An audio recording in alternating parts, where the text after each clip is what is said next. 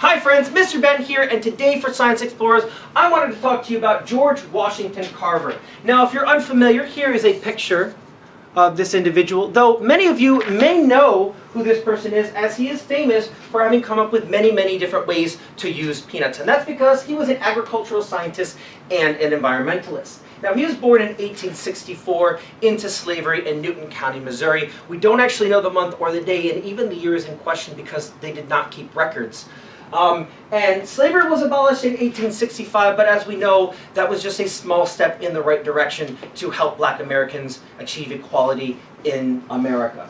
Now, he attempted to attend university, Highland University in Highland, Kansas, but when he went to the school and they realized that he was black, they rejected him and he was not allowed to go.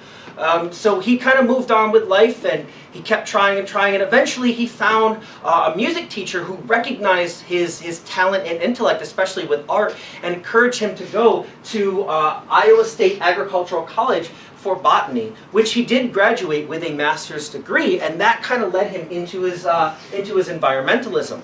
Now, many people, because he was such a brilliant man, thought that he was a doctor, that he received a doctorate, but he did not. It was just a testament to his brilliance. And as an environmentalist, he really wanted to encourage people where he lived in the South, where cotton was a very big crop, to be more environmentally friendly, because cotton is a very intense crop on the soil. It pulls out a lot of nutrients, and without good agricultural practices, you're just going to deplete your soil, and it's not going to be very useful for growing crops.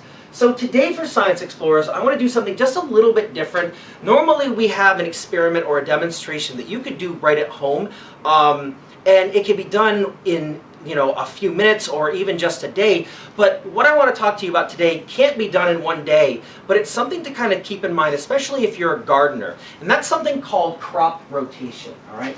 So crop rotation is a really simple idea. It's a really easy concept once you kind of understand it. And all that is that when you plant your fruits and your vegetables, you don't want to plant the same one in the same place every single year. And this is because different crops need different nutrients and different levels of nutrients. And also, in the case of the peanut, some crops actually put nutrients back into the ground, okay?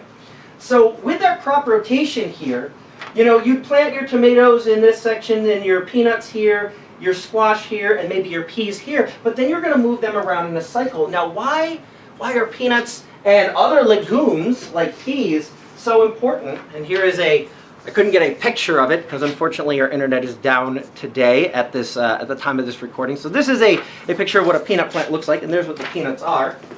All right, but peanuts and other legumes are actually able to take the nitrogen from the air, and they pull it down and they actually fix it into the soil. And so if you grow peanuts or peas or other legumes in one section of your garden, and then the following year you were to move those over to, say, your tomatoes, and then move your squash in there, or maybe just move your tomatoes over, they can take advantage of the nitrogen that's been put into the field by our legumes, by our peanuts. You may have seen this if you live in an area where there's farms, or if you travel through farm area often in your life, you might see where there's cornfields for year after year, but then one year they plant some kind of just green vegetation that is obviously not corn. And usually this is alfalfa, and that's because this is also a nitrogen fixing crop. It puts nutrients back into the soil, and in that case, a lot of times they don't even harvest the alfalfa. They just plow it right back into the soil, adding organic material as well. And then this allows them to plant corn the next year, and that corn will do much better because you have added nutrients into the soil just by planting a certain crop. Obviously you can go ahead and fertilize, but a lot of fertilizers are also not very environmentally friendly because they are derived from oil products. So that's just one way where you can kind of consider the environment in a very small scale by, if you're a gardener, just kind of consider what plants are you planting where, and moving those plants around as you're planting your garden. So I encourage you, I know it's a little bit early, but it's not too early to start thinking about how you want to plan your garden, what kinds of things you want to grow in there, and then considering what you want to do in the following years, what kind of crops you want to plant, and maybe you can even remember what you had planted last year and kind of take that into consideration as you're doing your planning. Well, thank you for joining me today.